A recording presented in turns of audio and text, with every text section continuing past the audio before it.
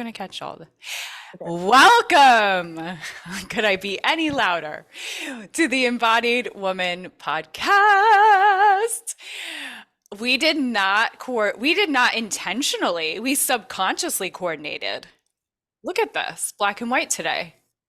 Well, this is dark green, but it kind of does look black. It does look black. It looks black to me. I'm sorry. Yeah. But I got my statement earrings on because of our conversation yesterday with Lori. I was like, I got two of the things. I got the sweater and the earrings. The rest, I'm going to work on the. I noticed, but also the earpieces. I mean, does that count? That's an accessory. Yeah. It matches the white of the earrings. Okay, so you look gorgeous and we're coordinated. And we were just talking about Sarah Kranz, who we had on recently, and how she left us a voice note saying that she was, what did she say? She's jived? She was jived? She said something like that was one of the most like jiving like podcasts I've been on in a long time or something like that. Yes. And it just made us feel so good because like I was just saying, like, it feels so good when you're doing something that you're good at. Like, and that's why, you know, our conversation that we're going to have today with Alexandra, it's all about that. Like, that's what human design is all about. It's like knowing what you're good at and doing that. Yes. Because when I try to do things that I'm not good at, I end up like feeling bad about myself. Yeah. Yeah. Well, it's not to say we don't do things we don't, you know, it's like we're going to do things we don't want to do too. But if we can lean into the things that we're good at more often, like 80% of the time doing what we excel at and what we feel good in our body doing, like permission. I think that's what the human design thing has given me, is permission to know that the way that I am makes sense. Mm-hmm. Yep. And I really truly feel, and I said this at Kathy Heller's retreat that Alexandra was at and presenting at, that if we had had this information of human design when we were like 12 years old, oh my gosh, would that have helped our parents and us so much in life to not be swimming upstream all the time, to just like more embrace our gifts and our what we excel at and the way that we make decisions. Because, you know, taking time to ride the wave of the emotion and then saying, let me get back to you. It's okay to say that. Mm-hmm. And then say to the person, okay, now I've got an answer from my most aligned self, you know, or just like pushing in a certain way to fit into a certain box that you were never meant to fit in. Or me as a manifesting generator, loving to do so many different things, that is validated. When you hear Alexandra talking about a manifesting generator, they're supposed to have tons of passions. They're supposed to be varied. They're supposed to be like super excited and then like go for it and do the things that they love and like then do this other thing that they love. So she'll get into all of it, obviously, with us and our charts, which she's never done in this particular partnership way before. So she's very generously giving us a reading today of Amber and she has our charts, our, you know, date of birth and time and location and all of that, which you would do in astrology, but she'll explain the human design aspect is so much more scientific and deep, like these wisdom traditions that are included, the chakra system. She'll explain all of it, I'm sure. But what have you found, Amber, about human design so far for you? Like, how has this informed your life so far? Well, I would say that number one, it's very validating because it just confirms what I've known all along, and it also makes it okay.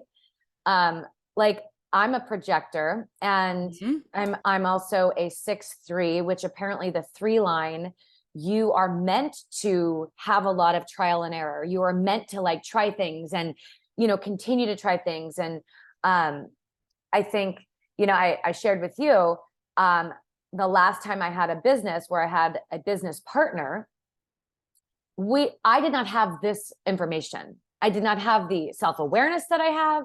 I did not have the ability to communicate in the way that I do now. You know, there's so much I've learned about myself and about others. And I've said since then, if I'm ever going to do another partnership again, it would be incredibly helpful to do a human design reading, because I think whether it's a romantic partnership or a friendship or a business partnership, just having an understanding of how you operate best and how your partner or friend or, you know, colleague operates best. Yeah. And then how to communicate like from that place, it could save so much pain and so much heartache, you know? Yeah. Keep talking, because I just realized that I thought I had her bio and it's not here. So let me grab it. Okay. Keep talking. Well, yeah, no. So like, I know that for me as a projector, I am meant to like guide others and lead others. I have the ability to zoom out and see the big picture.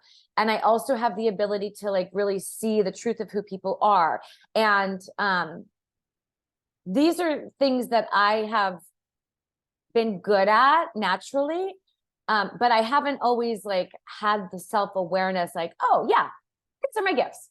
Oh, this is how I should operate. And this is how I will feel the most like successful, because I'm going to be living my design. Yeah. And I'm sure Alexandra is going to speak to this. The readings that I've done in the past, you know, have discussed like how to live your design, right? Be in alignment with your blueprint, essentially, right? Mm-hmm, mm-hmm. And then what it feels like when you're not living your design, the not yes, yes, yes. And like what to look for. So it's just really helpful to kind of go, oh, I'm trying to like swim, what's that, like upstream? Swim upstream, yeah. Right? Like, and it feels hard. And that's because I'm not perhaps living my design, where it's like, you know, allow and align and yeah. So let me read her bio, because I found it. Alexandra is a former corporate consultant turned human design coach. After a decade of helping Fortune 500s identify and articulate their why, she pivoted to help individuals, families, and couples do the same. She uses human design as a tool to help her clients pursue their purpose with more clarity and confidence. Alexandra is passionate about translating insights from her clients' human design charts into actionable strategies for optimizing their relationships, well-being, careers, finances, and family life. Alexandra was born in London, raised in Amsterdam, how cool is that? Educated at Princeton University and now lives in Santa Barbara, California with her husband and 2-year-old son. Becoming a mother inspired her to create Thriving by Design, a collection of tools, cheat sheets, and online courses designed to give parents insight into their child's unique sensitivities, preferences, and gifts, as I'm getting head chills, as well as tactical tips for how to support them. Yes, please. Alexandra is happiest when moving her body, Amber, eating good food. Yes. Amber, our Coddle would be good to connect with her, exploring new places and in deep conversation with new or old friends. Oh, I love her already. I mean, I already know her because I had a reading with her. Okay. Yes. I have not. I'm excited to meet her. Yeah, I mean, she's very like straightforward about everything, and she has very clear, clean energy. So it's very easy to just kind of get what you need, and there's no. What is her design? Oh, I don't remember. Oh, I'm curious. Yeah. We can ask her when she comes on. Yeah, I was telling you the other day, like, you're a man gen or a manifesting generator, and I feel like I'm kind of surrounded by manifesting generators, like my children, you, Amber Cottle, like it's really interesting how. Well, we make up, I think, like 80% of the population. So Yeah. it's pretty common. Yeah, I'm a smaller percentage.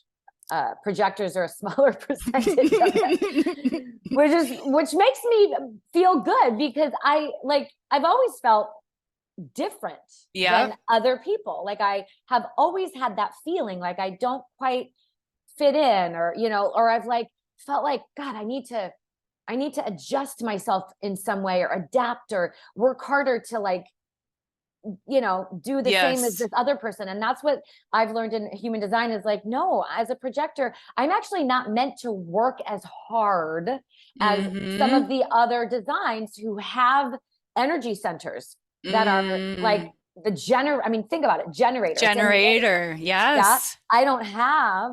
Projectors don't have that. There are some projectors, I'm pretty sure, that have more energy than others. And I think I'm one of them. Like I have a little bit more energy than some, but still, like I can easily get overwhelmed if I'm trying to do too much. Sure. And I've judged myself about that in the past. Like, of course, like I should be able to do more and not feel overwhelmed. Like I felt shame around that. So of course, it feels good to be like, no, that's actually just like how you're made up. That's okay. Yeah. And we need quiet time, and we need alone time, and yes, to be able to zoom out and look back and kind of get the bigger picture. I think one of the reasons we are so excited about today's episode is because she's going to help us as business partners in real time, live here. Yes. Know how to work best with each other based on our human design. I mean, I'm so excited. Can you imagine? Like, I feel like every business partner should. I said to Jake, he should do this with his writing partner. I mean, what a gift. I think that everybody who's in any kind of relationship could benefit from having a better understanding of themselves and the person that they're in a relationship with. Friendship, business colleague, romantic partnership, your children, parents, siblings, like everything. Like, and the thing that's really cool, right? This is what I believe. Every single human being wants to feel like they're understood. Yeah. And so this is like an offering when you're in a partnership with someone to be like, I want to understand you better. What a gift, right? Yes. Yes. Here she is. We've already introduced you with your bio. It's so cool that you're from London, because that's where my husband was born. And I spend a lot of time there. So, and Amsterdam is one of my favorite places. I have never been. Alexandra, raised in Amsterdam. I mean, that's so, I mean, not to people from Amsterdam, but I find that to be so unique. Oh yeah. I don't know that I've ever met anybody who's been raised in Amsterdam. I'd love to hear about that. Does she have an accent? No. I mean, yes, everyone has an accent. We all have an accent. But Alexandra's accent is not British or... Oh, okay. What do you call someone from Amsterdam? What's their accent called? I don't know that. We're waiting for her to connect. We're just riffing here. I don't know. Every episode, it's like at some point I'm using tissue. I don't know why. I'm not sick. I should go get my tissue. There's two of her. One for each of us. I should go get my tissue in case I cry. I haven't, which you do every episode. I know. Why so come on, Amber. Okay. So while she's connecting, I'm going to go get a tissue box. Yeah, get a tissue.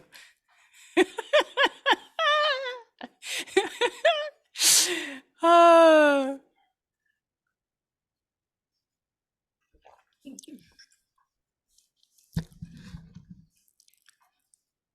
Now you just got to see my business on top, sweatpants on the bottom when I ran away. You look cute. You look cute. Oh, thanks. So maybe you'll just edit this, so it's not for the YouTube. Amber, I'm giving you another job. This is what This is what Alexandra is going to down. help us with. She's going to be like, gotta write Siri, it all down. stop delegating things to Amber. She doesn't Alexandra. do well this way. Stop delegating to her. Please help me, Alexandra. I got a bunch of technology tasks. I don't know what to do. One of our challenges, let's just say it, is that we both like doing the same types of things and we both don't like doing the same types of things, is my observation. Mm-hmm. Do you disagree? No, I don't totally disagree, but I will say I do notice, like with the editing on the podcast, like I can sense that you're hesitant to give up control about how it goes. where I'm a little bit more like, take it, just take it, This is true. Do you? This is true. Yeah, and you said I will help with the editing, and I said, try to learn. I said, you're not gonna like it. You're not gonna do it as good as me. Yay! You're so pretty. Look at how pretty. Oh, like the whole everything. It all goes together. Gorgeous. Hi guys. Hi. I honestly, I can't even see you guys properly yet, but I'm glad you can at least see me. I know my Zoom's all over the place, but I'm sure you both look incredibly gorgeous and just imagine. Thank you. Well, yes, we can see you. Great. And you are lovely. And Thank we're you. very, very excited to be with you today. I'm very grateful for this opportunity. We very much are. I agree. Ditto. Likewise. This is the best way to spend a Friday. Chatting human design with two amazingly embodied women. That's honestly, I can't think of anything more fun. Oh, I couldn't agree more. I got to dance this morning, and now I get to talk about human design with amazing women. Life is good. Life is good. We read that you like to move your body. Is that right?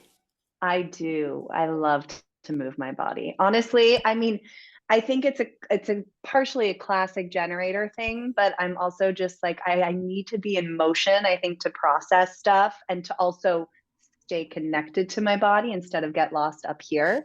So I did my Pilates sculpt class this morning and I'm feeling good. Amazing. Oh, nice. Amazing. The format today is a little different because normally we would be asking you personal questions, which I so want to do right now. I'm just like, ooh, I want to know everything about you. But we won't have time if we do that to have you read our charts. So we're going to let you take over. Amazing. Great. A lot of responsibility. And if you still want to pepper in a personal question, obviously I'm here for it. I'm an open book. Okay. Especially since we're going to be diving into so many more intimate things about both of you. But I will try and structure this as much as possible as a kind of traditional partnership reading, let's say. And I know that at least, Siri, you have somewhat of an understanding of kind of the foundational aspects and maybe even more advanced aspects of your chart. Amber, I'm not sure how familiar you are with human design in your chart.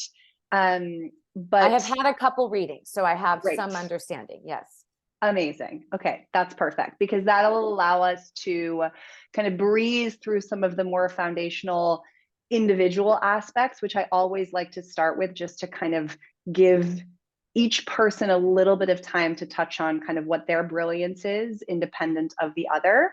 And then we'll kind of look at the charts as a composite and start to study kind of how you influence one another, how you strengthen one another, potential kind of tension that might exist. And for me, my goal is always to make this as supportive as possible. So I tend to focus on kind of what are your strengths as a unit, and then just what to be aware of about the other and what happens when you come together so that you can kind of further enhance those strengths, let's say, rather than get bogged down or pulled down by some of the potential triggers. Amazing. Awesome. Cool. Okay. I also usually like to start just by giving you 1 or 2 minutes to paint a little bit of a picture of where you guys are now as kind of, I guess, business partners, but that doesn't feel like the right word for you both as a team. In terms of what are some of the bigger questions, themes, topics that you all are navigating, just so that as we start to dive into the session, I can draw on examples that are going to be most relevant and supportive for where you're at. Okay. Well, so I'd love to, if I can, just share a bit of history, just so that I can share like potential concerns or things that I want to make sure that I'm really mindful about. So I had a partner, a 50-50 partner. We owned a brick and mortar together years ago. And this was before I had any understanding of any of this. And I've always said that if I were to go into partnership again in any capacity, that it would be so helpful to have a better understanding of, you know, what I bring to the table, what they bring to the table, and I can perhaps, you know, navigate some of the challenges that I experienced with my previous partnership in a better way, right? In a less painful way. So I know that I'm a projector, and my limited understanding is that I'm not meant to, I don't have the kind of energy center and generator that other designs have. And so in my previous partnership, I felt like I was always like trying to prove that I was worthy enough, and I was doing as much as they were. And, you know, that's still something that kind of comes up for me. Like, we're doing this podcast, and, you know, Siri's doing all the editing. And so I find myself kind of, some of that old stuff's coming up for me. Like, okay, like I want to make sure that I'm contributing equally, and that there's no resentment that comes up because she feels like she's doing more. And so you know, I said to her, I was like, hey, so I think it would be really amazing for us to do a human design reading, that then we can have a better understanding, right? Like of what you bring, what I bring, and how we can work together in a really like amazing way. I love that.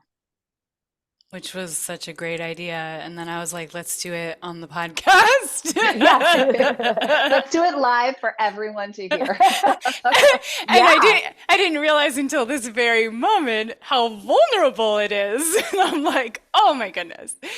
Yeah, I'm a little nervous, but it's very exciting, because the thing is that not only is it going to provide a better foundation for our relationship and for the sisterhood that we're creating, but also like be a good example for other partners, because I think we were talking before you came on, Alexandra, like it's so important that I feel like every partnership should do this.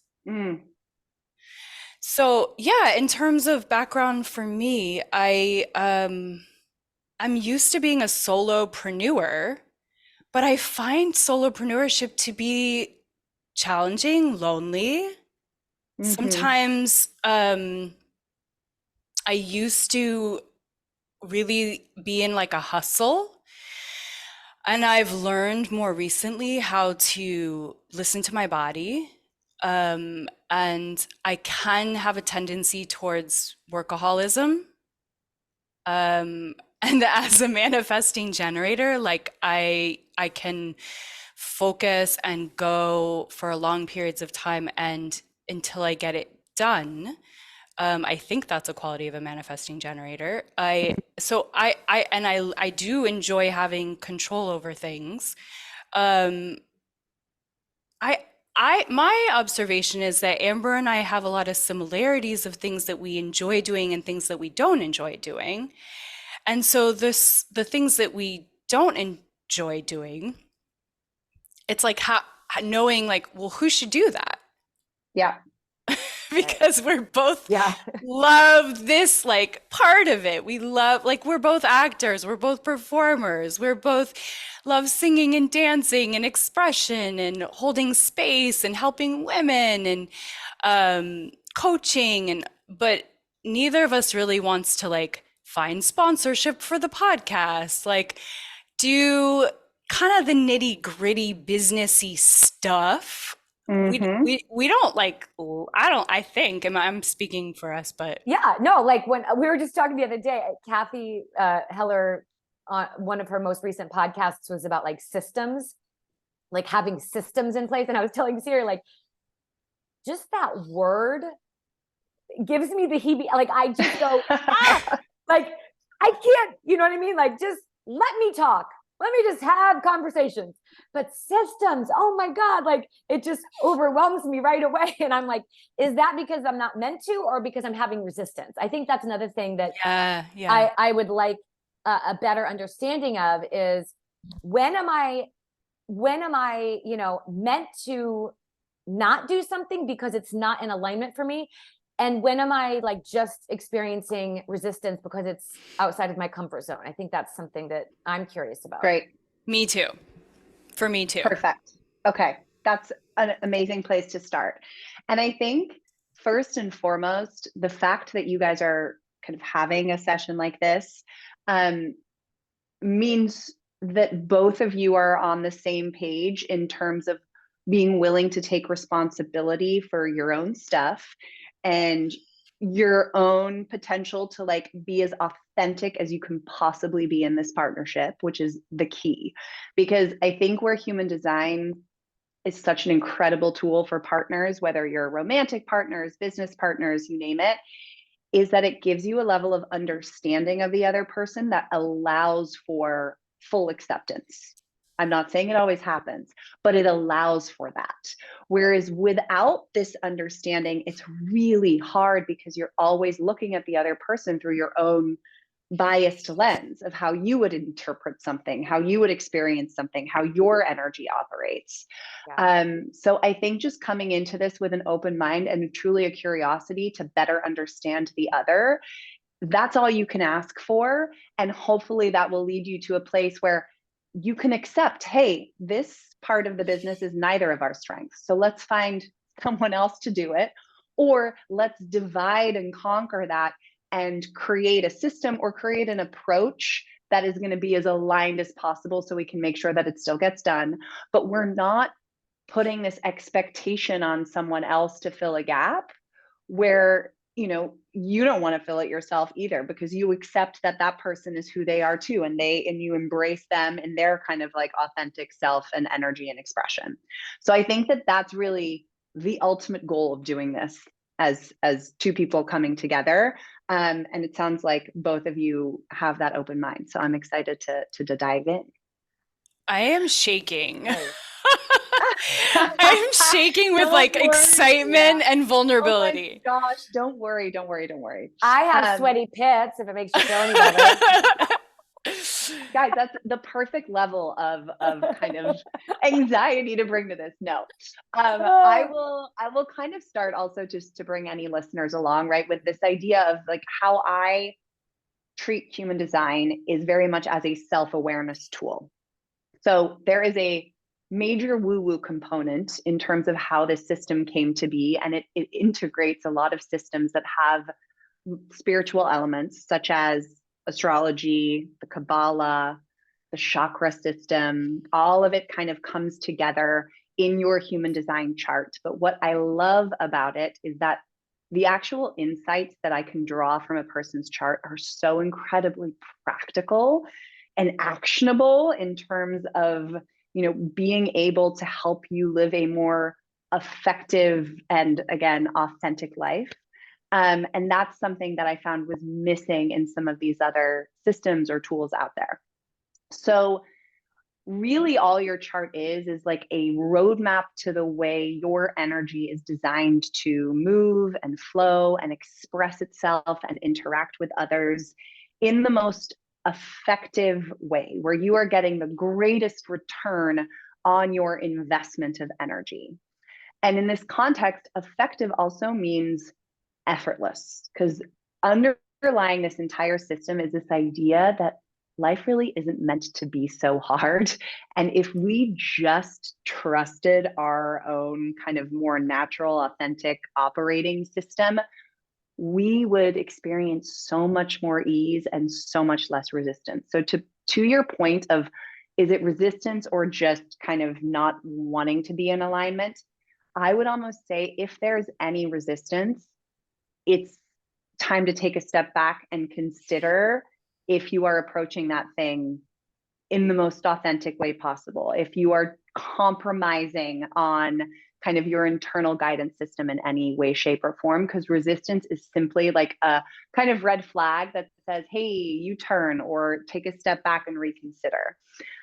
Because according to human design, when you are truly living in alignment, you won't meet resistance. You'll meet challenges, right?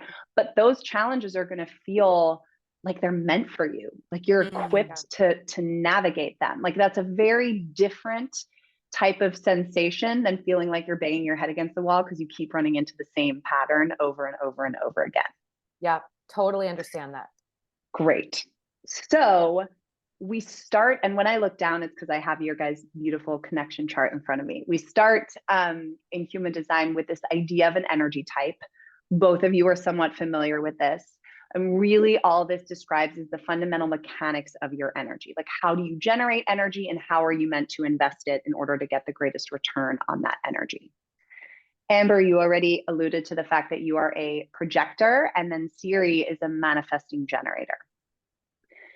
Siri is part of kind of the majority group because 70% of the world operate as generators or manifesting generators. And kind of the fundamental mechanics there is that Siri has this motor that lives within her sacral center, her gut, that is a self-charging motor. And what I mean by that is that she wakes up with a full tank of energy. She kind of burns through that energy pretty steadily throughout the day.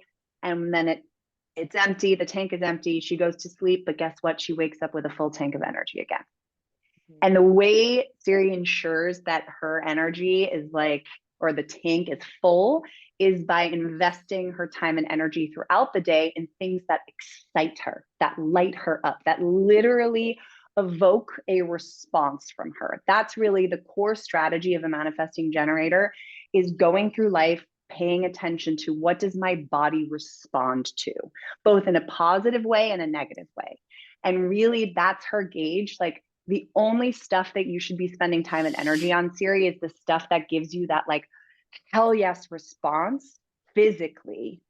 It's not a mental thing. And this is where we get tripped up because we live in a world that puts so much pressure on us to kind of make logical, rational, well thought through decisions that can be justified and validated.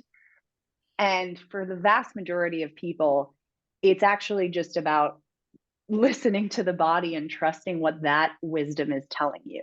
And so for you, really learning to pay attention to, oh, what does a hell yes feel like? Like, what does it feel like to lean in and respond to something, even if it doesn't make any sense? So the challenging part about being a manifesting generator, though, is that, I mean, again, it's not actually challenging if you accept it, but in living in our world, manifesting generators are notorious for being the ultimate multi-passionate human, drawn to a lot of different things. And because you have that very kind of consistent energy, that battery that keeps self-recharging, you have abundant energy to spend on doing a lot of things.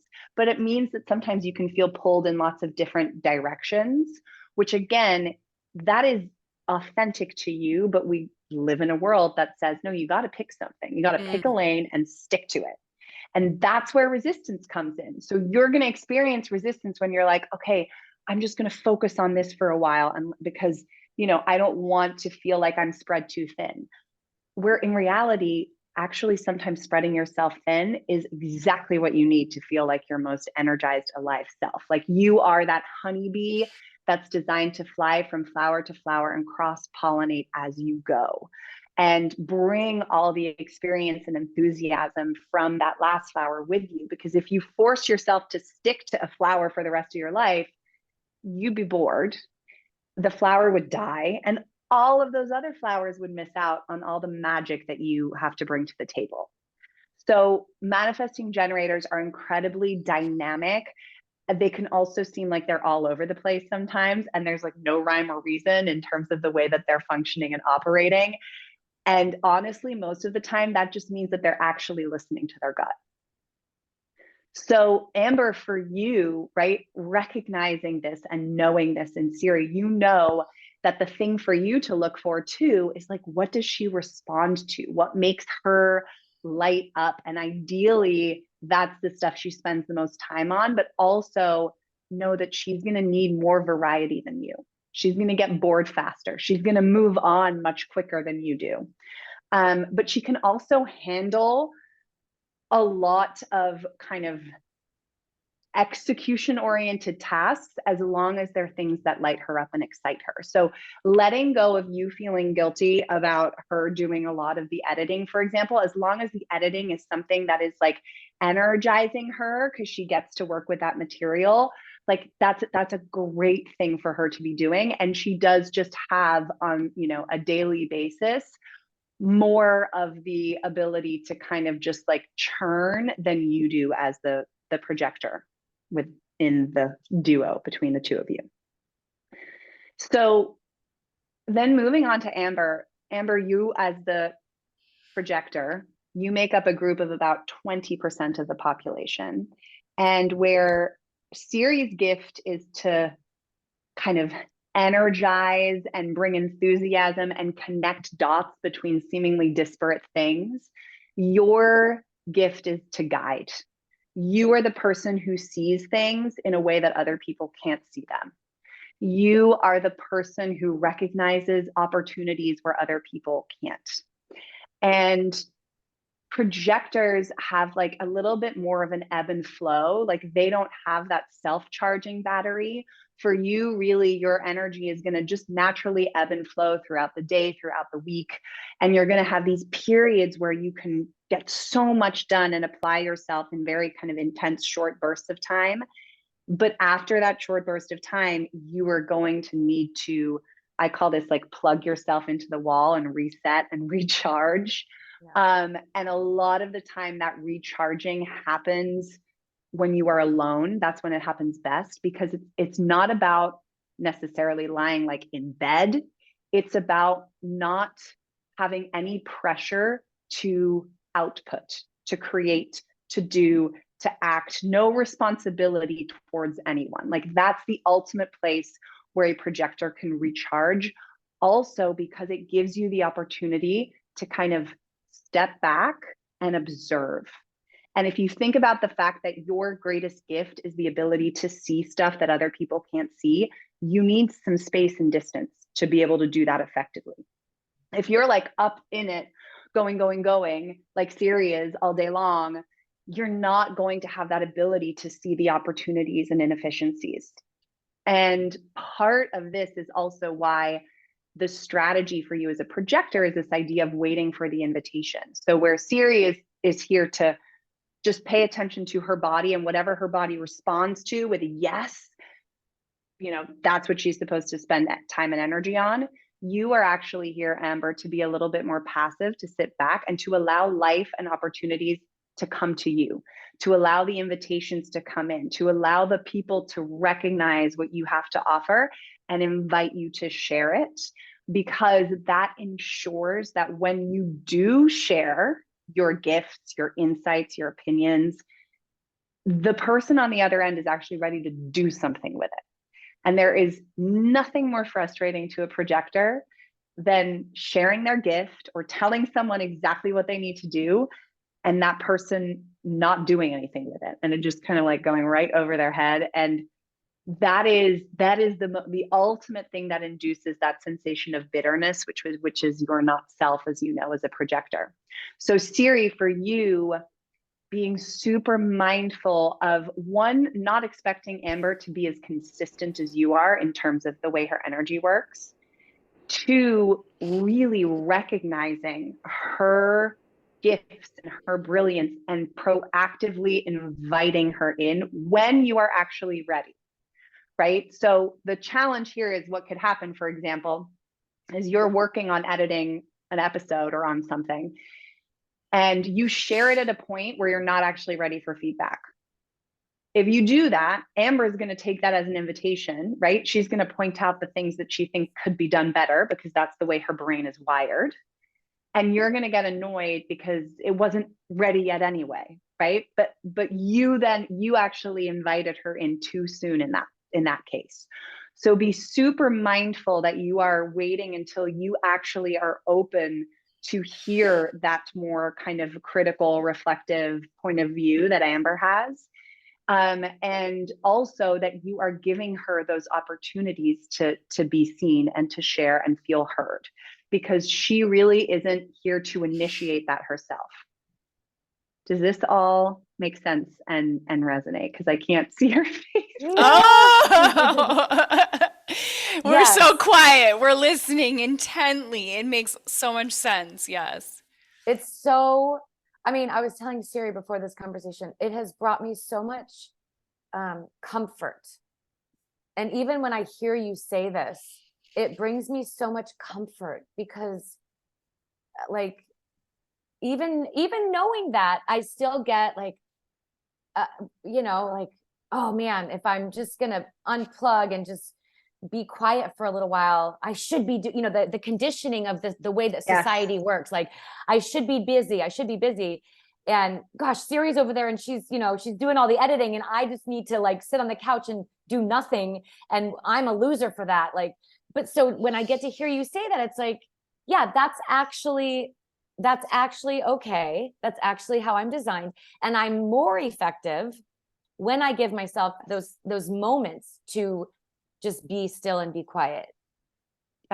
Yes, 100%. And I would say too, something to keep in mind. So you both have seen your charts, but for anyone who's listening, the human design chart itself, it looks like a very complex maze of like shapes and lines and all these things. But essentially what it's depicting is these 9 different shapes, which we call energy centers. And each of those maps to a chakra and represents a particular part of the human body, psyche experience. So there is a root chakra or root center, and this represents like initiation and pressure and stress. And then there is a center that represents emotions, and one that represents fears, and so forth. And when you look at your chart, you'll start to see that some of those centers are colored, are shaded, and some of those centers are white or open. And anything shaded in your chart is where you are essentially designed to be guided from within.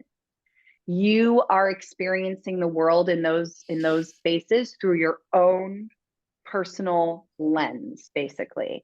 And it's almost like you have a direct connection to your highest, most authentic self there. And so it's easier to kind of like double down on that and trust it, because that voice, whether it's emotions or stress, is always speaking your truth. It's coming from within. Whereas anything that is white in your chart, any of the centers that are white, you don't have that same anchor, that same sense of consistent kind of, this is who I am and this is how I experience the world. In fact, you are much more sensitive in those white areas to pick up on other people's energy, right, in the environment, and to reflect and mirror that, because you don't have your own intrinsic anchor or truth that is kind of grounding you. So understanding that dynamic as a unit is super helpful, because when you look at your 2 charts, right, the areas where one is open and one is colored or defined, as we call it, are going to be the places where one person is kind of setting the tone, and the other person with the open center, the white center, is inherently picking up on pressure to perform a certain way that is not necessarily authentic to them. So when you guys are together, because Siri has that sacral motor, that like do piece colored in, Amber, you're always going to feel like, shoot, I should be doing something. And it's not until you literally like move away from her and shut the door that you're able to be like in your own aura and feel like, oh, wait, no, actually, this is what I need right now. On the other hand, what's interesting, just to give you a counter example, is that Amber, your root center, the one that I just alluded to, that's all about kind of initiation and really start the pressure to start stuff, right, is colored or defined. So you feel this like, you have like a constant fire under, even though you're a projector who can't necessarily follow through on everything that you start, you constantly feel this like kind of pulse or fire under you to get going, to get moving, like you, and that pressure comes from within. Whereas Siri's root center is open. So she's actually, when you're not around, Amber, Siri is also comfortable just kind of sitting around for a few hours, right? Even though she's that manifesting generator who will always be doing the bare minimum and can always kind of like chop away at certain tasks, like she won't necessarily have a consistent, like big, like, let's go, let's get moving, let's get started. But when she's around you, she's suddenly like, oh man, we should do the big stuff. Like I should, right, really mobilize. And like suddenly there's this pressure and stress that she doesn't feel usually to like get started on things. So it's a slight nuance, but you're both going to just naturally experience these pressures when you're together. And it's not a bad thing at all. In fact, once you become aware of it, right, Amber, you might be like, oh man, I've got to be really productive today. I'm going to give Siri a call, or can we just get on a Zoom so I can like feed off of that type of energy that you have, right? You can start to like opt into it, as long as you also have the awareness to know like this is borrowed energy. It is not yours to keep, right? And you're going to really need that time to rest and reset after being even on this podcast with Siri and me, because both of us have this like sacral energy that's going to be firing, and you're going to ride that wave while you're with us. But as soon as the call ends, you're going to be like, oh God, I need to go lie down. Well, can I just say something that's so both of my children, I have a 9-year-old son and an 11-year-old daughter, and they're both manifesting generators. And like, it brings me such comfort to know that it's not because I'm an incredibly flawed human and can't handle, it's just that much energy is a lot for me. So when I'm like voxering with Siri all day long, and then I go from that directly to both of my children, I'm like, oh my God. And then, so I do need to just have some time where I like, just go, I just need to go sit in my car and like not even talk to anybody for about 20 minutes. And that's okay. That's okay. Yeah. And what I'll also say is that you as a projector, you are most effective when you can focus on one thing at a time, whereas Siri is an incredible multitasker. Yeah. So keep that in mind, right? Also for one another. So Siri, where you're like, oh, I can juggle 100 balls at once. Amber, it's not that she can't do it, but it's not going to feel as effortless. And it's also going to require her to kind of like compromise on what her kind of most natural, optimal way of working is. So if you guys can also keep that in mind, where it's like, okay, we're kind of dividing and conquering stuff. Let's make it so that Amber can just focus on this one thing for a 2-hour period, while Siri is like getting back to emails and doing a bunch of things that might require her to like shift gears a lot more quickly. Yeah. Got it. Yeah, that makes sense. Okay. That's why we talked the other day, and Siri was like, giving me suggestions, like you can look for, it'd be really great if you could look for, how we can find sponsorship for the podcast. And then a couple other things. Yeah, I am always delegating to Amber because, and I feel like maybe that's not the way, but I'm like, well, what is the way? Okay. But I got back to her and I left her a message, and I'd love to hear what your thoughts are, Alexandra. So I said to her, I was like, okay, because I intuitively know that when that much information is coming at me, I get a little bit like freaked out. So I go, okay, so if I'm going to like break things down into like 3 or 4 priority things, for me, the one that feels the most aligned would be this, and then this, and then this. That's kind of what I communicated to her. Is that good? Is that the right? That's awesome. Okay. And for you, okay, so in terms of if you're prioritizing stuff, right, Amber, for you, what's the one that feels like it's going to require the least effort from you? Like if she delegates 3 things to you, you want to go with the one that you're like, oh wait, that sounds easy. Like that's where you start. Okay. That's okay.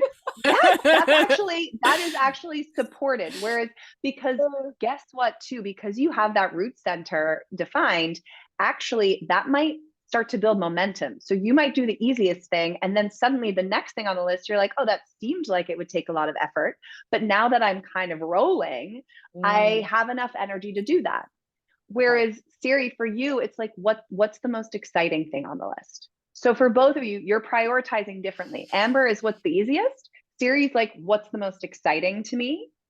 And the other thing is that, Amber, for you, I think it's okay to push back on like the deluge of things and just be like, okay, what's the one thing? If I were to focus on one thing today, right? Like for me, this would be the easiest place to start. Is that okay? Great. Okay, moving on.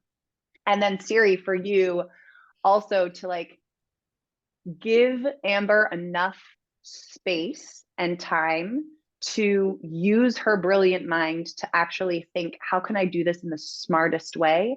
Not the way that's going to just be like pushing the boulder uphill.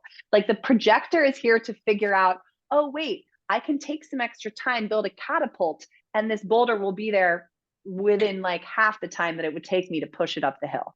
Whereas we manifesting generator types are just wired to be like, okay, I'm putting on my backpack and I'm pushing this thing up the hill, just slowly but surely, right?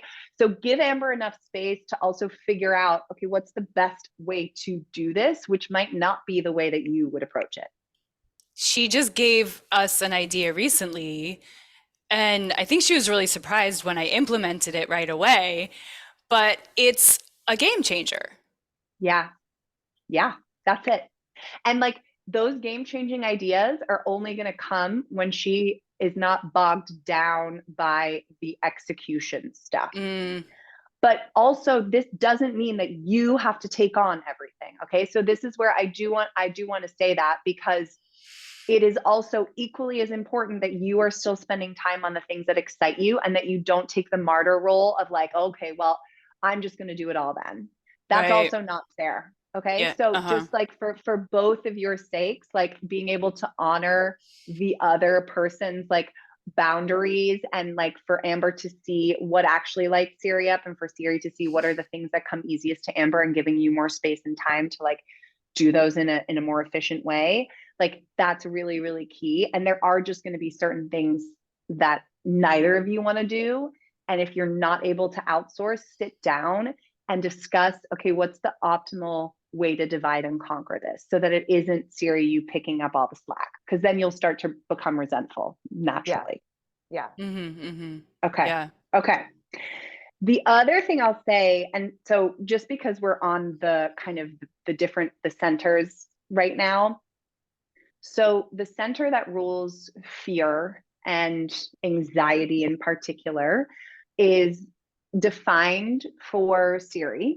So Siri, you're here to experience, like, your fears and anxieties come from within.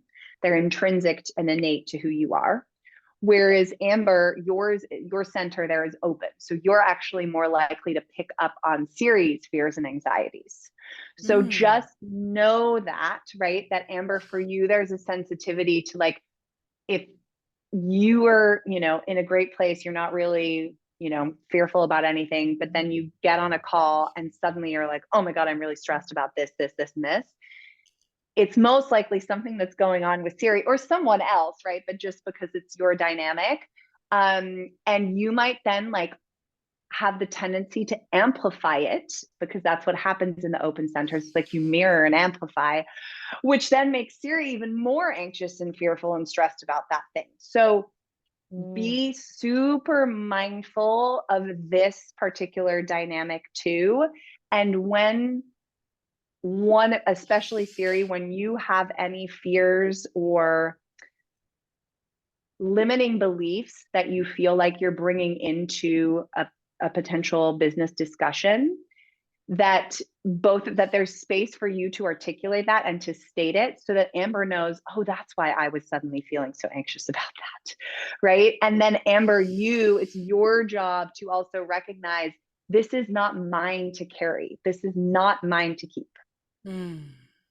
That explains so much about my whole life. Wait, Amber, what's your ex-husband? Well, he's a projector. Okay. But is he a splenic projector? Does he have that bottom left center defined? I would have to look. I'd have to look. But that explains much of my marriage, where I was like, hey, I think things are good. And he was like, what do you mean? Like, things are not okay. And I'm like, oh, fuck, I guess they're not. And then it was like, you know, and so then, like, so I've been trying to let go of that for, you know, some time. Let me see if I can find. Yeah. And if you can't, so it's not a big what deal. is it? What am I looking for? So you would be looking for him if that bottom left center, it's like the triangle pointing to the right called the spleen. If that one's white. colored. It's white. It's white. Okay. Yeah. So that's white, just like you. So it may be coming from somewhere else. So he was picking up on somebody else's fear and anxiety. Potentially. And then I was picking up on his, and then we were just like amplifying it together. Yes. Yes. Ooh. That's a lot of amplification happening in one household. That's why. I mean, and so here's the nice thing though. Both of you are emotional authority, which means the authority in human design is like the place that you are here to make decisions from, essentially. Right. And both of you having that emotional authority means that both of you are experiencing the world through your own emotional lens, which is nice because it means that neither of you is going to be hypersensitized to the other person's emotions to the point that it starts to influence decision making. Like, both of you can actually hold space for one another's emotions without getting swept along with it, right? So when one of you is going through something that is like causing heightened emotions, the other person can show up for them and like be there without taking it personally or without taking on that kind of emotional low or emotional high energy, if that makes sense, which is nice, especially in the type of work that you're doing. And also, though, this means that both of you are here to make decisions based on your emotions, not based on the mind, right? And that can sometimes, you know, emotion, the way that emotions work, it's kind of like a wave pattern, okay? So they come rolling in, then there's this like crescendo moment at the top where the wave reaches its peak and you're feeling all the feelings and there's so much happening and you're like literally overwhelmed by feeling. Like, these are the moments where for me, there's like tears burning right at the back, or I have like a lump in my throat. And eventually that wave crashes. It has to crash. It's physics.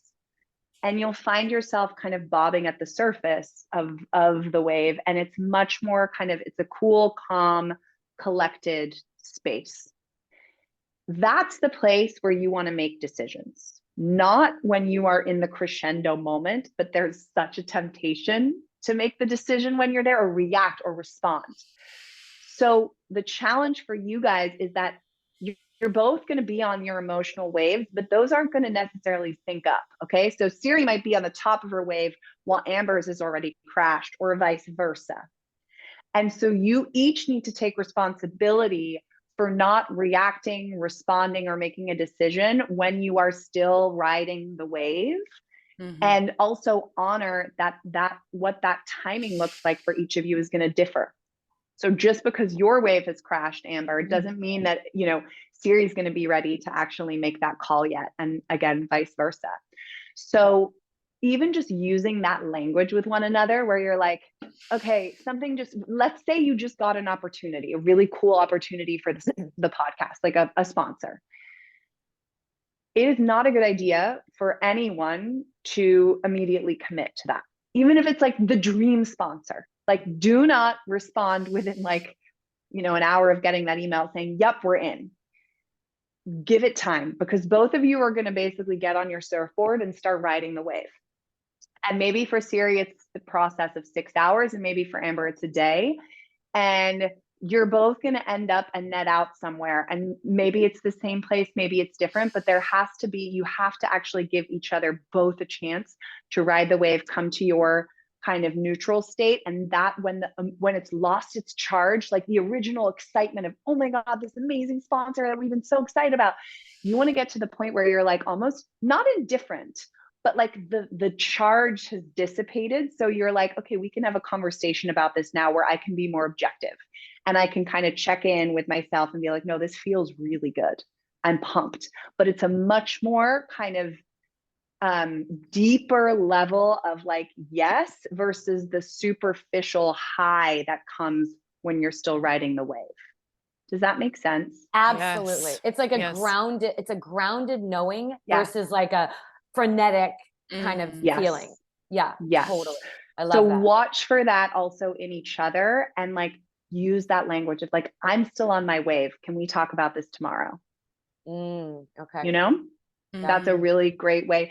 And if stuff comes up to like, if stuff does come up that's like a trigger for one or both of you, and it's like a tough conversation, know that you're both wired to approach it quite emotionally. So it's actually better to be like, let's talk about this in 2 days. Right? So that like both of us have time to ride the wave. And then when we come together, we can actually have a much more productive conversation than if we try to do it right now as the trigger has just happened. Yeah, we just had that. There was a bomb, an emotional bomb that we were both processing at the same time. And I was like, let's process it now together. And Amber was like, I cannot. I'm not there yet. No. Yeah, I literally was like, I'm going to unplug from technology. Yeah.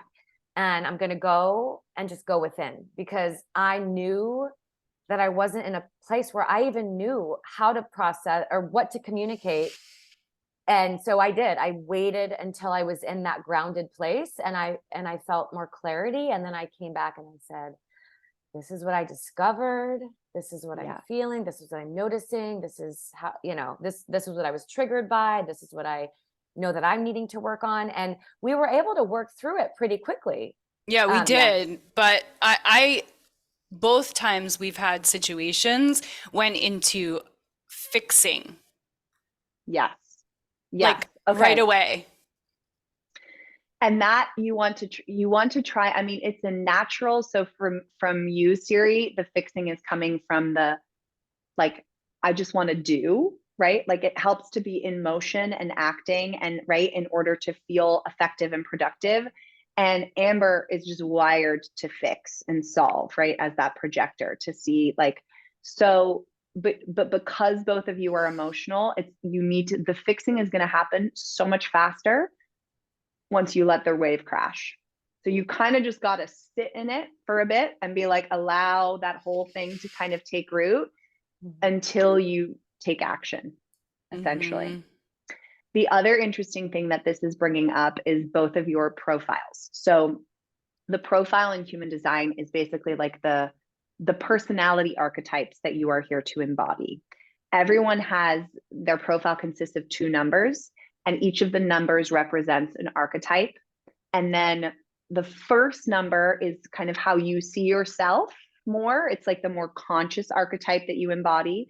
And the second number is the more unconscious archetype, which is oftentimes how other people see you, but it's not as resonant for you, especially earlier on in life. It starts to become more resonant kind of the older you get. So Amber's numbers are 6 and 3. And the 6 type is the role model archetype. And 6s kind of go on this journey throughout life, where the first 30 years of a 6's life are really lived as a 3, which is an important number for both of you. And the 3 archetype is the experimenter, the person who is here to just learn by doing, roll up their sleeves, get their hands dirty, fall down, get back up, brush themselves off, and ask themselves, what did I learn? And how am I going to do it differently next time?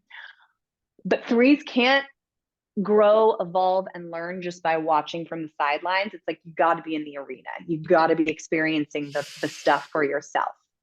So Amber, for you, those first 30 years of your life are like, you'd actually be a double 3, because you're 6'3", so you'd be a 3'3" for those first 30 years. So there's like, you are being just, shaped. I sometimes think about this like rock that's being turned into a diamond, but literally by being like pushed to like every which way and like slowly but surely shaped. So that's supposed to end at 30? Yeah. Well, okay. So this is what happens. That's because you have the 3 on the other side that's consistent. So to some extent, it's always going to be part of your makeup. Okay. But internally, like the archetype that you are more conscious of, what is happening is after 30, you do kind of enter a phase where you start to integrate the lessons that you learned more. And that phase is more of a, we call it going on the roof. Really, I think about it of going in a cocoon. It's like you kind of want to step away from everyone and build a little bit of a cocoon around yourself and turn inward and start to do a lot of internal work on putting those pieces back together, on taking the lessons that you learned and applying them to your own world. Around the age of kind of 50, 55 is where the next transition happens, where you're like, okay, I've done the work. I feel like I've integrated a lot of those lessons. Now I'm ready to share them. Now I'm ready to come out of my cocoon as this beautiful sage butterfly woman who's here to share what I learned and act as that role model. So sixes always have an element of being very wise, but it's like you kind of have to grow into believing that yourself. Like you, before you fully embody the role model role, there's a journey. So that's how you're going to be experiencing life. But because your other number, the second number, is a 3 for life, like there's always going to be an element of experimenting for you. There's always going to be an element of learning things the hard way.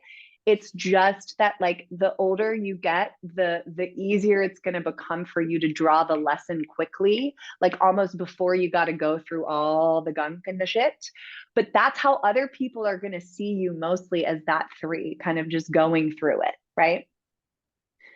That's your profile. And 6-3s, there's just this, like, it's funny, you'll always feel this push and pull between like wanting to be kind of the sage, calm, settled down human, but also craving the excitement of adventure and like experiencing things. Like you need that too, to a certain extent. So there is just like, there's a natural inherent kind of tension in all types between the two numbers. Okay. So Siri is a 3-5.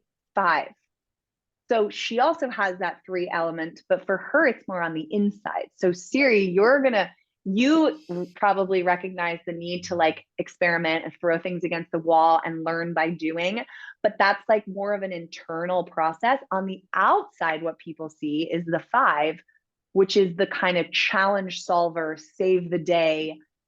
5s are people who other people just look to have the solution. They're like, oh, Siri's going to know what to do and how to solve this. And 5s pick up on people's expectations very quickly. Like they hate disappointing people. So there's a lot of pressure on 5s to kind of live up to that expectation of having the solution and saving the day. And so I think I mentioned this to you in our reading, Siri, like sometimes with 3-5s, there's like this element of being a duck where like on the surface, what people see is you just gliding along as if nothing's happening. And underneath the surface, you're like, holy shit, I'm just trying to like stay afloat. Like there's so much learning and mistakes and failure and all the stuff that people don't see it. All they see is this polished kind of gliding along, having the solutions for others. And a big part of you is, and this is also part of your purpose and your cross, is that you're really good at having the solution for other people and answering other people's questions, but it doesn't necessarily translate to being able to do that for yourself. So for both of you in a partnership, know that there's just going to be a lot of experimentation, and that's a good thing. Like, be open to trying stuff and it not working out. That's fine. That just means great. That's one less thing we've got to try in the next round, right? But you guys are going to have to just do it and go for it. And so the better thing for you to be thinking about is like, okay, how can we experiment and play and trial things in as low risk and safe a way as possible? Because like, it's going to be part of the process, and we're not going to know if it's going to work until we actually do it. And that's just, the more you can embrace that, the better. And then also know about one another that Amber is going through this process of like the internal work in a more private way. And Siri, you might feel like you're going through it in a more public way, but actually no one's seeing the extent to which you are learning and failing and building, right? Like, and so Amber, for you to also understand, like, a lot of the time, even you won't be able to see Siri clearly and everything that's going on below the surface. And so even if she's not able to fully articulate it, like, know that there's usually even more going on that you're not going to be able to see. So when you ask, like, how are you, ask it 5 times and be like, no, really, really, really, really, really, really, if that makes sense. Yeah, makes sense to me. Totally. Okay. Totally. Yeah. I noticed that with Siri, like, she's definitely more, like, she's so generous and so loving, and like always wants to jump in and like support me and help me and like help me navigate what I'm going through. And she shares with me, but I think, yeah, like, I think it's probably, it feels, I don't know if it feels better or safer, or, but to be in the role of like supporting somebody else as opposed to like receiving the support. Yes. 100%. Okay. Always. Okay. Well, that's good to know. I'm also the oldest of my siblings, so I think that's part of that too. It's just like, yeah, I'm gonna hold it together for everyone because I need to.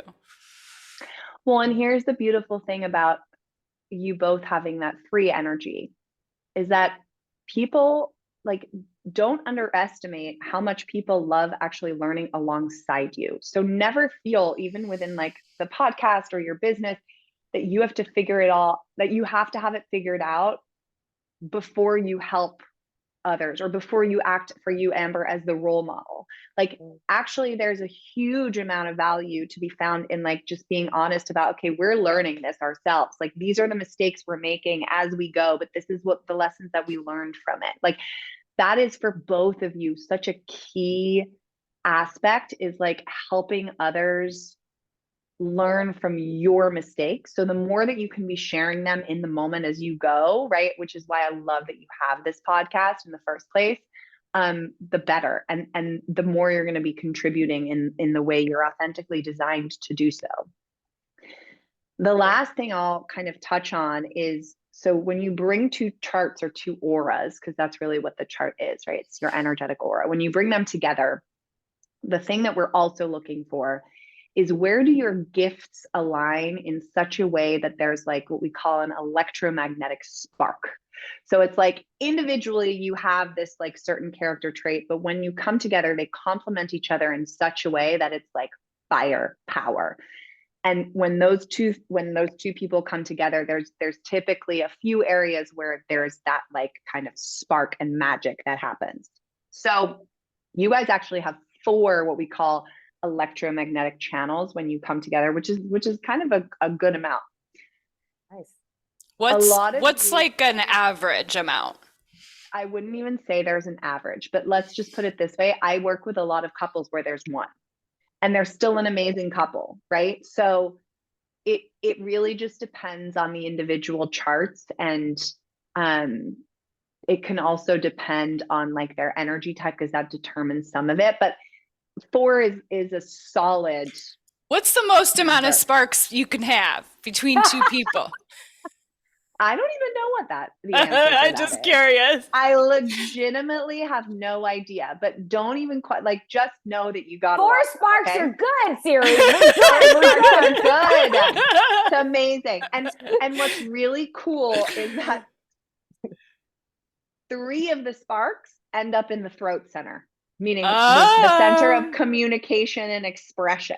Okay. Makes sense. A few of the things, like when you guys are together, there's a magnetism that happens that is really powerful and is going to attract people to you guys, like more so than when you are just operating as an individual. So that's super powerful, especially when you were talking about the things that excite you, that light up that sacral center, like that both of you are like responding to it. When you guys are talking about that together, that's like this level of magic magnetism that's going to be super attractive to others. There's also, yes. And also another one here is like, it's really most effective when you're operating like in the present, like you guys together. Again, the spark happens where when you guys are together, you bring each other to the present moment in a way that when you're alone is harder to achieve, because you're more stuck in future or past, but there's like this level of presence and nowness that happens when you guys are together, which is also super powerful. Another one is that you guys together make a channel that is really all about the power of honing your skills through repetition and practice. So your gifts get stronger the more you kind of do them together, basically. And so that's another really cool thing. And I think also just like knowing that like over time, this partnership is only going to strengthen and strengthen, and your voice is going to get clearer and stronger and more empowered too as you go, which is also really cool. And a final one, and this one's kind of like fascinating because both of you independently have open head and ajna center, like open minds, essentially. So basically what that means or translates to is that independently, you guys are people who are very much here to have an open mind, that to change your mind, to look at things from lots of different directions, to ask a lot of questions, and to really like never feel certain about any one thing, because as soon as you feel like you have the answer, you're gonna listen to a podcast or read a book and you're like, oh wait, no, maybe this is true instead, right? Like that you guys are here to create opinions through external inputs. And as those external inputs change, because you're with a different friend group or in a different environment or reading a different book, like your mind is going to change too. And this is why making decisions from the body is so essential, because your mind actually isn't as trustworthy.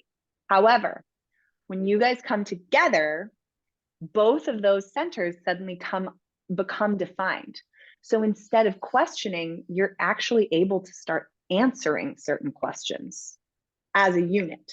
Wow. And the questions that you're going to be most drawn to together based on the channel that is defined are the bigger life questions. Like, why are we here? What are we doing here?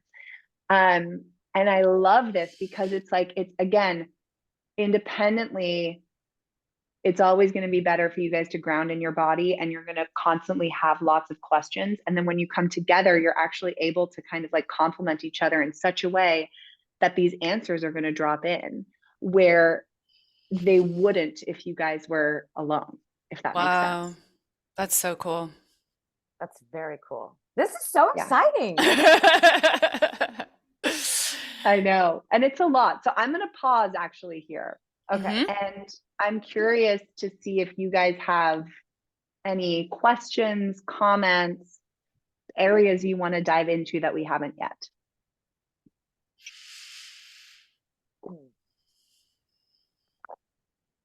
Well, one comment I think I have is it just feels very affirming that having a podcast together is like in complete alignment with both of our gifts, with both of our, you said something about our voice speaking, I don't know what you said, something. The throat chakra. Some channel.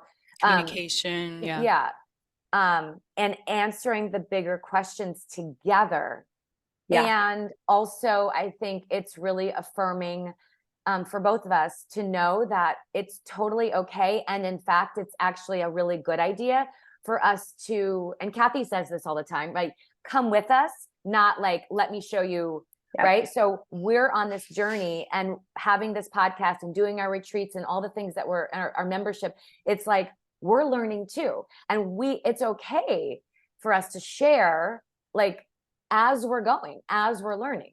And that's really powerful. So that feels really, really good, really affirming. I love that we have 4 sparks together. It's like 4-star restaurant. Hey, no. This is the beautiful thing. It can be a 5-star restaurant, right? Okay, it's good. all about what you do with those 4 sparks. Because, you know, the fact that you have a podcast is allowing you to actually tap into those. Because if you Yes. guys were just friends, you'd have these amazing conversations when you were together, but you wouldn't be translating that into something that can support others. So it's all what you make of it. I have a question. We coach each other on Voxer.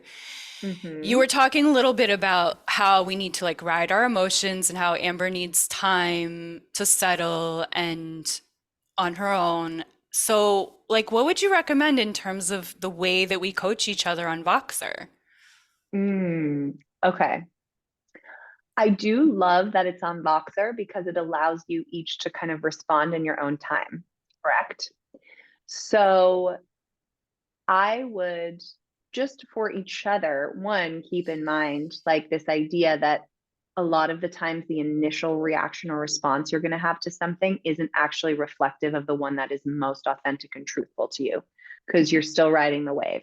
So actually this happens, used to happen when I was coaching Kathy, right? Like this would happen because she'd leave me a Voxer and it would be something that had just gone on, right? And so that she was still on her emotional wave. And so my response was, hi, Kathy, let's give it 24 hours. And then I want to check in again and see where you're at on this thing, right? Like just be mindful. Now, I mean, in other ways, right, coaching, I would also like think about being super cautious of not coaching the person in the way that you might need to be coached or in the way that this is going to work best for you. So for Siri, when you're coaching Amber, being mindful of her projector nature, right? And the fact that oftentimes she's going to actually be more effective when she's had time to rest, reset, and think about, okay, what's the smartest way to approach this? Not what's the most effortful way. And then also thinking about like what is most aligned with your natural strength so that you're always picking the easy route. And that's the thing that, and then Amber, when you're coaching Siri, that's not necessarily going to be what's best for her. For her, it's like, what's the most exciting route, even if it requires a lot of energy and work, right? That's far more important for Siri that her sacral is lit up by the thing than, you know, how much effort it's going to take because she can muster that. She has that self-generating or automatically recharging motor. So just being super aware of not coaching the other person through your own personal lens and bias, even though you're very similar in what lights you up, right? Like that can maybe almost like trip you up in this sense because you're going to assume that they would benefit from the same approach that would benefit you. And what about two people who are both recovering codependents and recovering people pleasers? I would say, and I'm just kind of looking at your charts here. So for Amber, the people pleasing to me is most likely coming from a place of you are very deeply connected to community and also this need to feel seen and valued by your community and by your people. So when you don't feel recognized enough, that's when your ego is going to kind of get like, oh my God, I need that validation. I need that recognition. And maybe it's going to go into hustle mode to get that done or whatever that might look like. Whereas Siri, for you, that codependency is coming from this need for intimacy, right? We talked about this. You have that like channel of mating, which is just like that deep need for a connection, a bond that goes really deep. Yeah. So one, just knowing where it's coming from potentially for both of you, right? And being able to also, the other thing here is to, once you have the awareness of what your open centers are, those are the areas you're going to be most sensitive to compromising. These are the areas where the pressure is going to be strongest. So if there's anything going on, and Amber, you're coaching Siri. Siri's like two of her open centers are her ego center, which is about like self-worth, confidence, motivation, and her root, which is the like pressure, stress one. So I would always ask her, are you doing this because you feel pressure? Are you doing this because you feel like you have to prove yourself? Or are you doing this because you like it's coming from like that excitement and that emotional resonance. Like that's the big check you want to do. Is it coming? Are you doing it out of pressure to like having a meet to like take action / prove yourself? Or is it coming from true excitement and resonance? And then Siri, when you're coaching Amber, because the two open centers for her are the sacral and then the spleen. Are you doing this because you feel that pressure to be productive as like a way of valuing yourself? Or are you doing this out of fear and that like anxiety driven, like you're feeling that type of pressure? Or are you doing this again because it feels like emotionally resonant for you? Like those are the two checks I would always kind of coach each other on. This is so helpful. Oh my God, it's incredibly helpful. I can't wait to watch it back, listen to it back, edit it. Every single person, I don't care who you are or what kind of relationship you're in, every single human would benefit from this information. Every single human. Like if you have the willingness, this is what I would say to anybody listening. If you have the willingness or the curiosity or the desire to have deeper, more intimate relationships, more peace, more, right? Like functionality. This is so helpful. It's so, and you, Alexandra, I've had a couple other readings and they were both wonderful. And you have the ability to explain things in such a profoundly like simple and easy to understand and like deeply resonant way. Like you are so gifted, which I know you know that, but I just feel so honored that we get to have this experience. Like you are just incredible. Yeah, your energy. I told Amber before you came on, I was like, it's very crystal clear. So I think that's why I'm shaking the whole time. Oh, you're going to have to do some It's an upgrade. Yeah, biological upgrade. It is an upgrade. Yes. And wow. I'm so grateful that you guys, invited me to do this. But also just your openness and willingness, like you were saying, Amber, because it really does take a willingness to see yourself objectively and accept all that means and what that's going to mean for the partnership, because we have to let go of this idea that we have to be everything to everyone and lean into the fact that the only thing we owe anyone else in this world is to be our truest, most authentic self, even if that doesn't look like what we've been taught to, put on a pedestal, let's say. That's her message. Yes. Yes. I feel like that's what you're doing, Amber. Oh my goodness. I think everyone is that we know that we are resonating with is coming into this place of, hey, I've been living my life in the way that I think I'm supposed to, or that people want me to, and it hasn't served me, or it's had me in self-betrayal, self-abandonment. And so, gosh, I think the way to go is to be in full alignment with what is true for me. And God, what you said, Alexandra, is so accurate. You said, so I'm 49 and I have spent the last several years very much in that cocoon.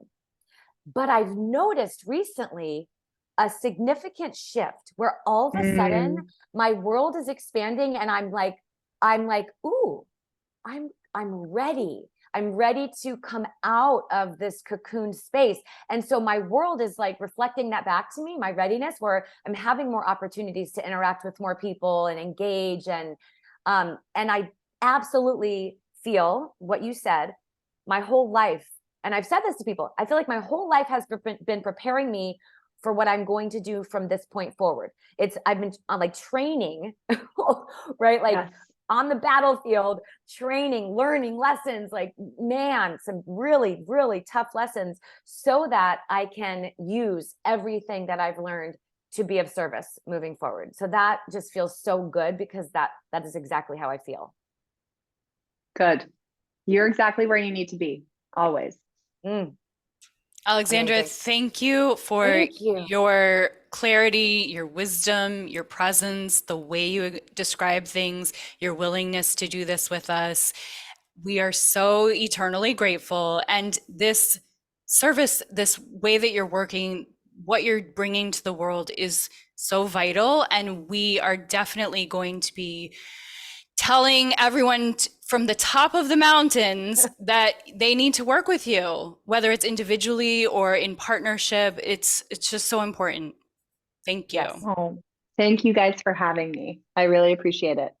Thank you. Yay. Bye. Bye. Oh my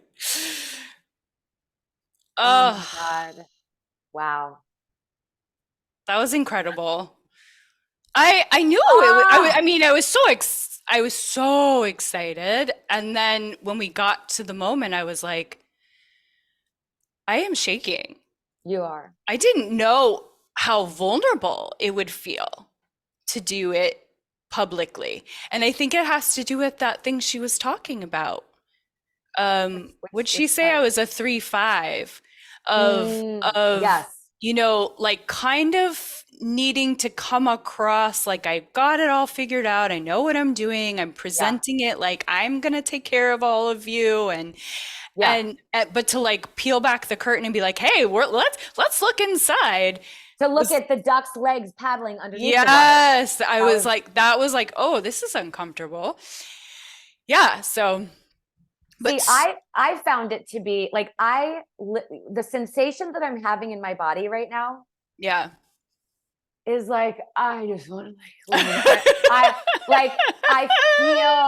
feel a sense of relief.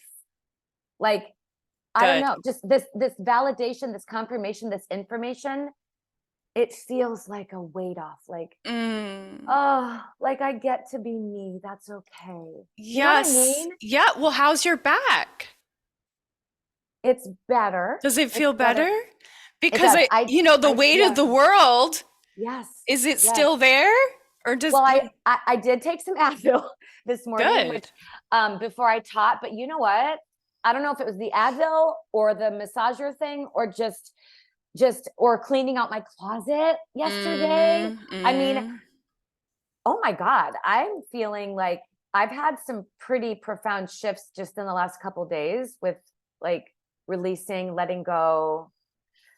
I was feeling that like right behind my shoulder blade so intensely when she was like the first 20 minutes. You were? I had to like start massaging and I was like, oh my God. And this seems like where you were having your thing. That's exactly where mine is, on the right-hand side. Yeah, and the other day during the podcast, you were doing that. It was my neck, yeah. Or maybe it was beforehand.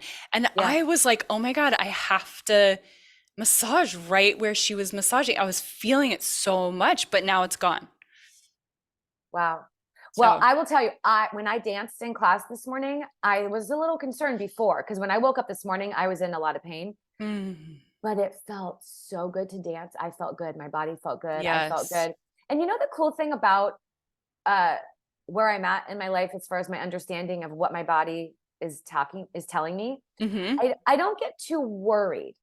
Yeah. You know, like I'm like, okay, this is going to last a few days. It's not going to be permanent.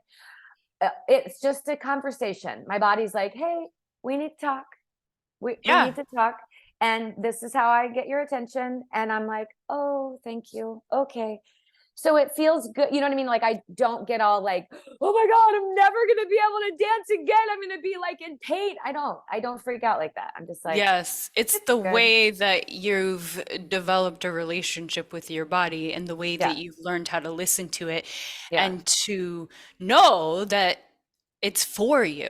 It's being kind. Always, always, always. Yeah. So any last words that we want to share about human design to our audience? I would just say it's a tool that you can take what helps and leave the rest. Because if anything that helps you to understand yourself a little deeper and to understand how you can perceive other people with more understanding that they're not just like you. Yes. I don't want to coach you, Amber, in the way that I need to be coached. I want to coach you in the way that you need to be coached. So every coach should be learning this, right? Yes, Absolutely. And I think too, this is so important for all relationships. Like the willingness to show up and say, I want to understand you. Mm-hmm. And I want to show up and see you and serve you in a way that is most helpful for you. Like, can you imagine the school systems? Oh my God, right? Like, talk about conformity. Like, everybody needs to be this, you know, like everybody wants to be seen. Everybody wants to be understood and to have validation. But like, I'm talking about just in relationships mostly. Like, okay. Because romantic relationships, friendship, because I have spent a lot of my time in relationships saying, why don't you see me? Why don't you get me? I'm so frustrated.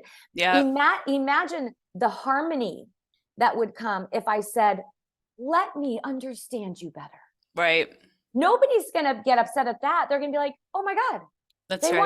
They want to understand me. Yes. Better. And first you have to have the space within yourself to understand yourself well enough to process what you have going on for yourself, to give yourself what you need before you can get to, at least in my experience, to the place where you're able to be like, let me understand you better. Oh yeah. I mean, it's all, that's why, you know, we talk about the embodied woman, right? So it's all of it. It's all the tools, It's all the tools, baby. It's all the tools. It's like, yes, in order to get to a place where you have the capacity to show up and say, let me understand you better, that requires some work. Yeah, it requires you giving yourself what you need first, I think. Putting the oxygen mask on yourself first. And then you can be like, oh, now I can see you. Yes. Because otherwise you just don't have the capacity. You're just trying to get your needs met and they're trying to get their needs met. And everyone's just like, I need, but I need too. And you're not giving it to me. And it's like, all right, we're not getting anywhere here. Yeah. And understanding, right?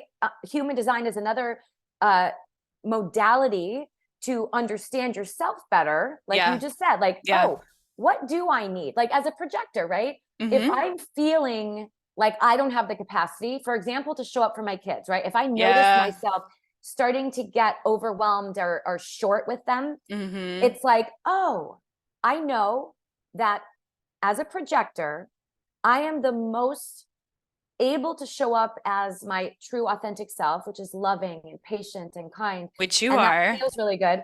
When I take a moment to just get totally quiet and not have any input, I need that. When I think I need to be like a generator, I get into trouble. I can't keep up.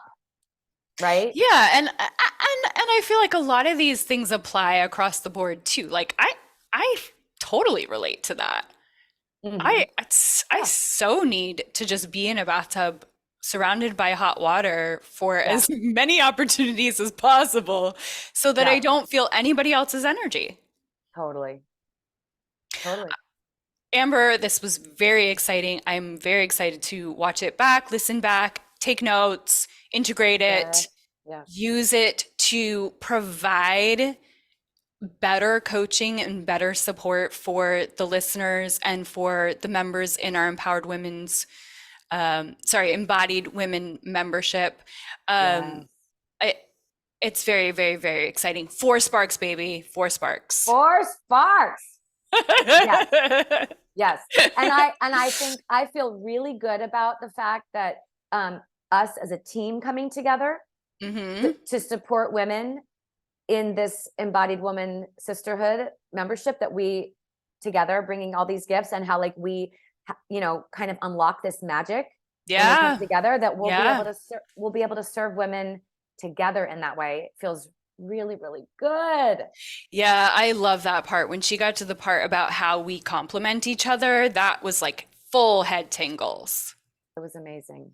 very confirming and validating of what we already know, what we already experience. We're already like, yeah, we light each other up. We love holding space for each other. We love talking about the same things. We are passionate about the same things. We want to help women in the, like, we're both equally passionate about this.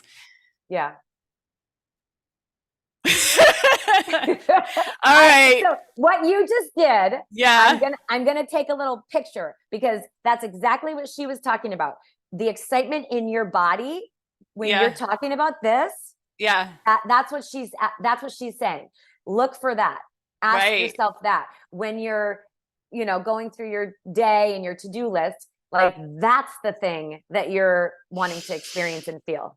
Right. Yeah. Yeah. Yeah. All right. Oh, I love you. I love you. We'll see you soon, guys. See you next time. Bye.